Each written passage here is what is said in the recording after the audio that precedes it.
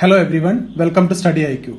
We will start a new module today. We are going to start with international organization. Okay, I'll be taking around 5-6 sessions in this particular module, and we will cover everything related to all international organizations which are important from your exam point of view. We will start with WTO, and this is one of the most important topic and very difficult topic for almost all the aspirants. So what I'll do is I'll discuss all those technicalities, all those intricacies which is there in WTO. Okay, we'll start with WTO. We will, even before that, we'll start with GATT, General Agreement on Tariff and Trade. We'll talk about Uruguay round. Okay, and then it led to the establishment of WTO. We'll talk about domestic support. We'll talk about market access. We'll talk about agreement on agriculture. We'll talk about different types of subsidies, blue box, amber box, green box. All these will be discussed. Okay, then we will also talk about intellectual property issues. We'll talk about investment issues. We'll talk about Doha development round. Okay, then we'll talk about Singapore issues. So everything related to WTO will be covered in 4-5 sessions, and apart from that we will talk about BRICS, we'll talk about G20, G7, and then World Bank and IMF, and all those things will be covered. Okay, so everything will be covered. So we will start with WTO. Now if you have any doubt, you can get in touch with me here. This is my Instagram ID related to my previous videos. We have done around 15-16 modules. So we have done around 150 lectures in economy only. So almost all areas of the syllabus is actually covered, whether it is UPSC Civil Service or RBI Grade B. So if you have any doubt, this is how you can get in touch with me. This is my Telegram channel, this is my Instagram page, and these two are my Facebook page. Okay, so I'll start with WTO. So from WTO, I'll be starting with GATT. Before I discuss about WTO, before we move on to WTO, I'll talk about what is GATT, General Agreement on Tariffs and Trade. Okay, so General Agreement on Tariffs and Trade. In 1947, there was a meeting held in Geneva. Okay, so actually this meeting was attended by 23 countries.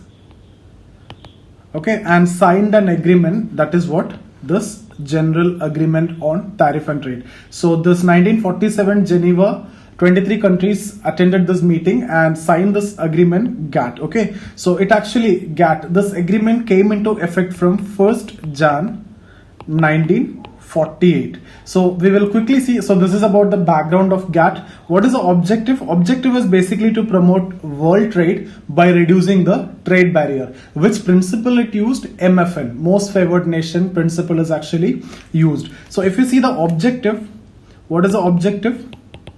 Because when we try to understand WTO, you need to understand GATT first. Okay, so GATT is actually an agreement. WTO is more formal. More dimensions have been brought in GATT itself, and then it was made into an organization, World Trade Organization, again to facilitate trade, again to promote trade itself. Okay, but there are some other elements like intellectual property, like environmental issues, agriculture issues. All these are actually incorporated apart from trade. When we talk about GATT, only trade, and in Uruguay round there are several issues which came and related to these intellectual property, agriculture, and environmental issues, etc. And then it was converted to an organization, WTO, where all these issues were actually accommodated. I'll come to that, but have an idea. This is just an agreement. This is basically to promote world trade. Okay, to promote world trade by reducing what? Reducing trade barriers. Okay, so reducing trade barriers. So I'll tell you what are those trade barriers. It can be in terms of quota, it can be in terms of tariff. Okay, so there can be tariff barriers, there can be non-tariff barriers. Non-tariff barriers are in the form of quota. That means there will be a quantitative restrictions on importing certain items related to trade. Okay, and then later, so initially it will be quantitative restrictions, then it will be like on the basis of tariff barriers. In the beginning it will be high tariff, then it will be slowly reduced to low tariffs, and towards the end it will be free trade. So that is how it is going on, right? So in the beginning it will be quantitative restrictions. That's what you call as non-tariff barriers. So non-tariff barriers to tariff barriers. This is a shift. So first, non-tariff barriers, that is from quantitative restrictions to in terms of tariff barriers. So when you shift to tariff barriers, initially there will be high tariff. Okay, so like high customs duty, etc., and then it will be gradually reduced, and after some point of time there will be a free trade. Okay, so this is actually was expecting, and this is the expectation. We will see how is it going to work out, what are the free trade agreements, how bilateralism become multilateralism because of this, etc., because of especially most favored nation concept. I'll be talking about that. Just hold on. Okay, so objective is basically to promote world trade. So what principle is actually? Principle is most favored nation concept. Okay, most favored nation. So most favored nation means what? See, if let's say n number of countries were part of this agreement. Okay, now out of this, if you are offering some special concession to any one of the member, so for example, let's say 100 members are there, for example, and in this 100 member, if you are offering some concession to any one member, let's say A, this country, then the same concession have to be given to all the other members of this agreement. Okay, all the other members of GATT should be getting the same advantage. That is what most favored nation. That means it is actually following the principle of what? Non-discrimination. So this is it is following the principle of non-discrimination. So let me write here what is MFN. It is related to non-discrimination. So if a country provides a trade concession to another member, if a country provide trade concession to another country who's a member of GATT or WTO. In WTO also MFN clauses there, MFN principle is there. Another country who's a member of WTO, or now we are discussing about GATT. Okay, then such concession to be provided for, such concession to be provided for all other members of GATT, okay, or WTO. So simple terms, it is actually related to non-discrimination. So MFN in simple terms, if I ask you, it is basically non-discrimination. So what is this principle? This principle is all about non-discrimination. So see, actually it seeks to discourage bilateralism between two countries, and its objective is basically to promote multilateralism. So bilateralism to multilateralism. Okay, that is the most important objective. So promoting trade by reducing the trade barriers. Okay, and bilateralism to multilateralism. So these are 2 points which you need to keep in mind. So now there is a controversy which was going on between India, Pakistan related to MFN. So if you might have read, I hope you might have read about this. India actually provided Pakistan the MFN status in 1996. Okay, but Pakistan have not yet provided the status to India. Now see, if you see generally there will be a negative list, okay, upon which you cannot make trade. Okay, there will be restrictions on trade. Then there will be a general list, like open general list. So this is what you call as OGL list. Okay, so there will be an open general list. So here most items will actually come here. Only selected some restrictions will be here. So here more restrictions can be imposed. Now what actually Pakistan did is, within this open general list, they created a positive list. Okay, so this positive list is for trade with India, but for others this list is not there. So there is actually a discrimination, and this discussion was going on. So I just want to tell you that Pak have never offered this MFN status to India, that India offered to them in way back in 1996. So I just want to tell you this also: negative list and a general list. Negative list, there will be restrictions on trade. General list, there will be least restrictions. Okay, so within general list, open general list, actually Pakistan created a positive list for India. Only upon this list we can have trade with Pakistan, not these things. Okay, and especially negative list also there, with which you cannot do anything. Now we'll discuss about the rounds. Okay, so first one, we don't want to discuss all the rounds. I'll talk about the first one and the last one with respect to GATT, and the last eventually culminated into the formation of WTO. We will discuss that, then we will move on to WTO. Okay, so the first one you need to know, that was in Havana. Okay, where was it? So the first round was in Havana, Cuba. So Havana round 1948. Okay, then 8th round, 8th was actually the last round of GATT, then WTO was coming. So 8th round was in Uruguay, So Uruguay round. Okay, so 1986 to 1994. It went from 1986 to 1994. See, actually, if you talk about the first 7 rounds, the discussions were mainly on, related to reducing the trade barriers like customs, like the quota, okay, the licensing, etc. Okay, so the first 7 rounds were basically related to trade barriers. Trade barriers to be reduced, like in terms of licensing, in terms of quota, in terms of custom duty, etc. But now when it comes to 8th Uruguay round, some new issues have been picked up. The new issues are related to intellectual property, as I have told you before, investment measures, okay, and then the agricultural issues, then environmental issues, etc. All these issues have been picked up in this. Okay, so for example, if you talk about intellectual property, there should be a balance between the developer, that means the creator, and the society. So by this time, it is, even now also, it is by and large in favor of the developer. So society suffer, right? If the invention, it is actually not benefiting the society. Society is suffering. It is actually in favor of the developer. You have to pay too much, right? Because of patent and everything. So it is actually in favor of the developer. So there has to be a balance. So that is one of the concern here. Okay. And then related to investment measures, agricultural issues, we will discuss what are these. I am just giving you the broad idea and how this GATT became WTO. You just need to know that, okay? Then everything will be easy when we discuss about WTO. So agricultural issues, then environmental issues. Okay, so these new issues have been picked up in 8th round, which was the Uruguay round. Till now, it has not been seen, it was not discussed. So these are the new issues which has been picked up.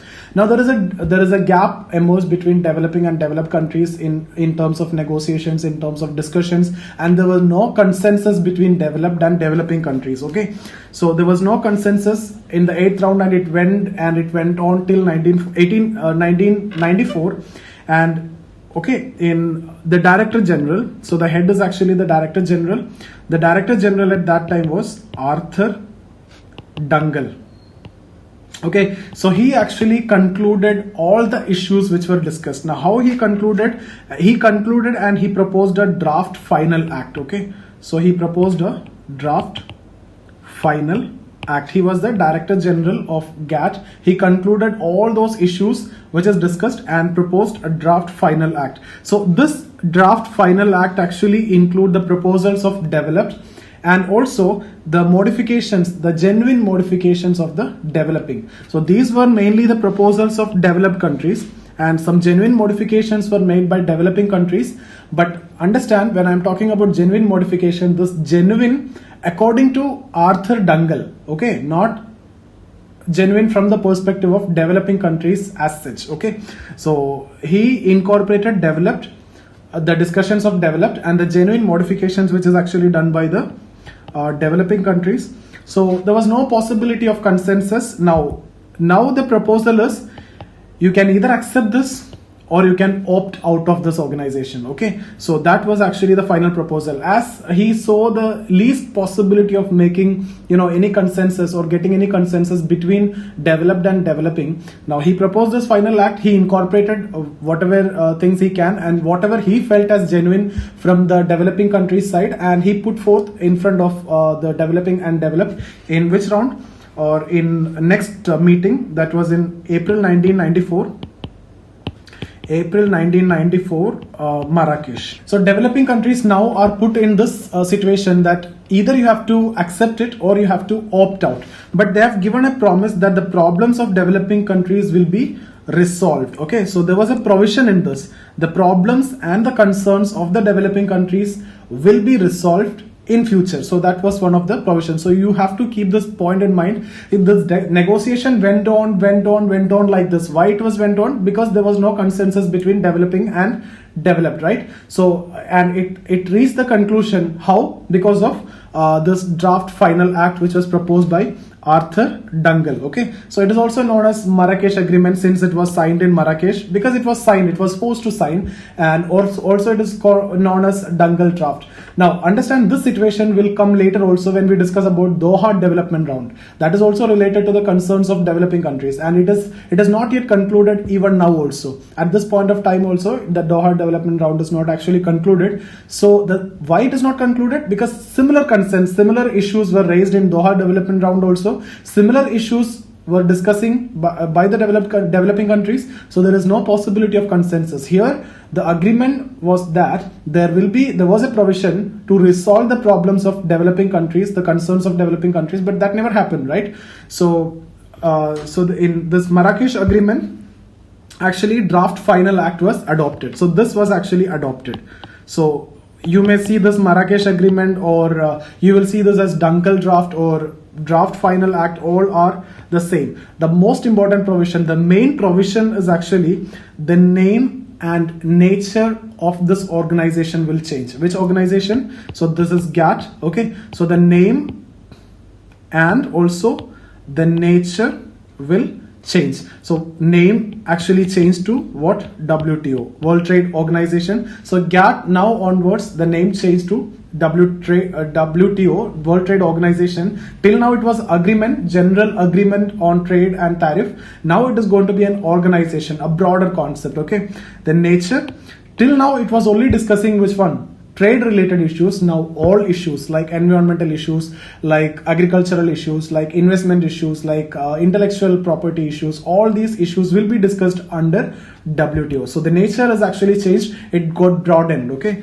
so all issues. So I hope you understood. This is how the background of WTO, this is how WTO came. So 1947, 23 countries meeting, GATT, general agreement on trade and tariff signed. Then first Jan 1948 onwards it came into operation, and I've told you the basic principle, that is MFN. Okay, and it is basically to promote the world trade by reducing the trade barriers. And then we have seen the various rounds. In 7 rounds, it was only talking about trade barriers, how to reduce it, how to promote world trade, etc. 8th round, some new issues have been picked up, like agricultural issues, environmental issues, investment issues, intellectual property issues, etc. There was no consensus between developing and developed countries. So draft final act, which was proposed by the Director General Arthur Dungal, which concluded this. Okay, it included the concerns of developing countries also, which he felt genuine concerns of developing countries were included. And also gave a provision. There was a provision that there will be resolution, or the problems of developing countries will be resolved. So they were put into a situation that either they have to accept it or you have to opt out of the organization. And finally this was signed at Marrakesh Agreement. It is known as or Dungal draft or draft final act, and that led to the establishment of WTO, because one of the most important provision in that is name and the nature will change. Name changed to GATT to WTO. Nature, how is it changed? Only trade related issues were discussing till now. Now more issues are actually going to be discussed. Okay, all the issues are coming in the ambit of WTO. So if you see what is a major difference between GATT and WTO. So GATT is basically an agreement, right?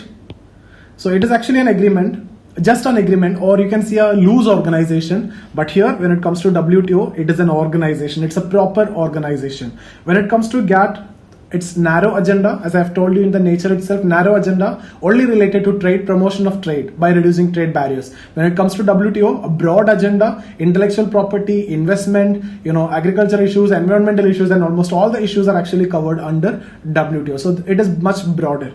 So narrow agenda, that means only trade. So here, wider agenda, so like intellectual property, investment, agricultural issues, okay, environmental issues, everything is actually taken care. And when it comes to this GATT, there was no judicial power.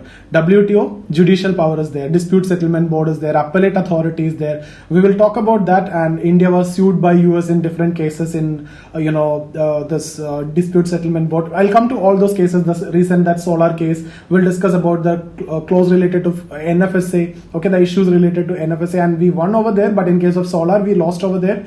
We'll see the reason. sense. Okay, what is domestic procurement? All these things you'll understand soon. But here, no judicial power when we talk about GATT, but when we talk about WTO, there is a judicial power. Then it is basically an intermittent negotiation, but here when it comes to WTO, it is a permanent forum for negotiation. So this is the basic differences. Now if you look into the objectives of WTO, so to improve living standards, okay, to improve living standards, real income, and ensure full employment in member countries. Okay, so this is one of the important objective, to enlarge production and trade in goods and services, to increase production and trade in goods and services. See how it is increasing production, because once the trade in goods and services happens, the opportunity for exports and everything is there. So actually it will increase the production also, because the world market is now open for the producers. Okay, so also to promote sustainable development, to promote sustainable development. Now principles of WTO. Principles of WTO. First one, MFN, most favored nation, as we have already discussed. That means if a country, here we have discussed already. Okay, so if a country, if a member country, or if you are offering support to any special concession to any of the member countries of GATT, let's say A, the same concession should be given to B, C, D, who are also members of the organization. So it is again based on the concept of non-discrimination. Since we have already done that, I'm not discussing it here. So MFN. Second one, national treatment. National treatment, very important. You need to know this. I hope MFN most of you know. National treatment means it's like this: imported and locally produced goods should be treated equally. So you will import, right? So there will be two types of goods, right? Imported goods and locally produced. So can you say completely like imported goods and locally produced goods should be treated equally? No, you can't say just like that. But what in this national treatment, what they are saying is imported goods and locally produced goods should be treated equally, at least after the imported goods entered into the domestic market. So once it has reached India, or once it has reached that particular domestic market, then it should be treated equally. Okay, that is what you mean by national treatment. I hope I don't want to, I'll write it here: imported and locally produced goods should be treated equally, at least after the foreign goods have entered the market. Okay, so it should also apply to services, trademarks, copyrights, patents, everything. It is acceptable, not only for goods. So for services, trademarks, patents, okay, and copyrights, for all these it is actually accepted. That is the most important objective. That is one of the principle, national treatment. MFN you already know. Third one, free trade. Okay, generally through negotiation. So it is free trade.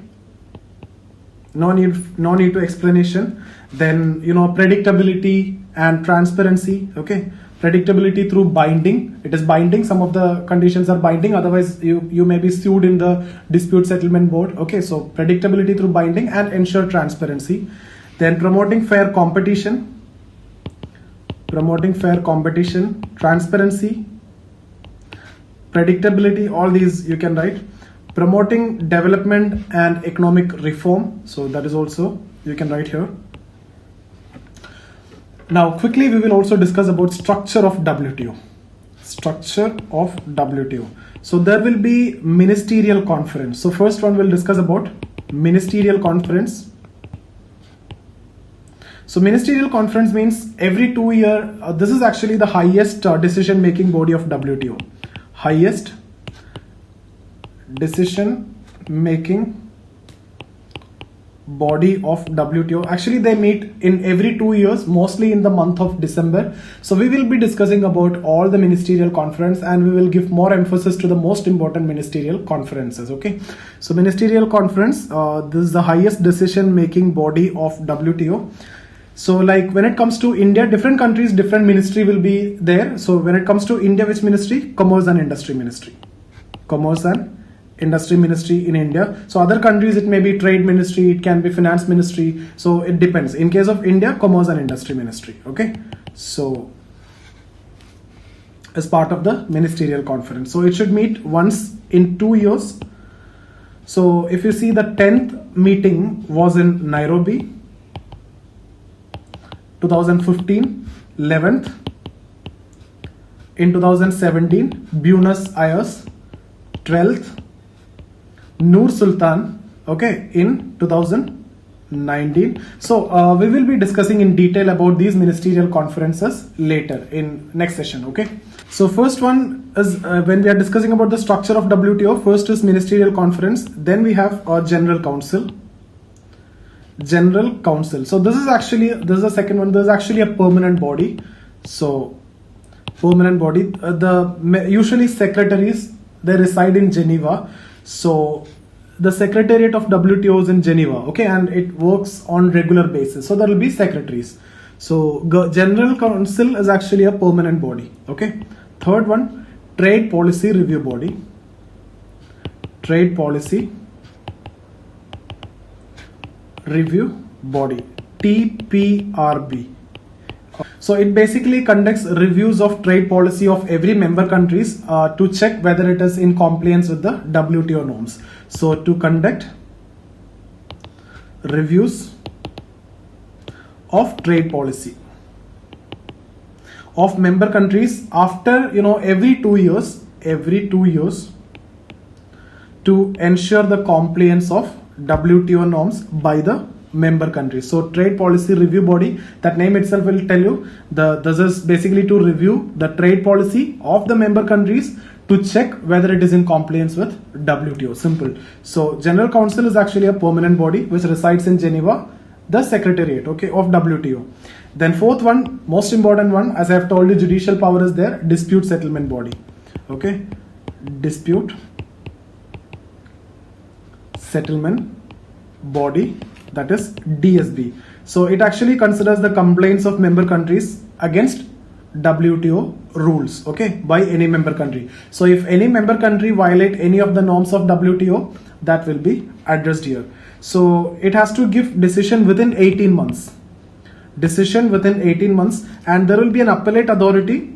The DSB's decision can be challenged in the appellate authority, and the decision of appellate authority is final and binding. Okay, so DSB, above that appellate authority, that decision is final and binding.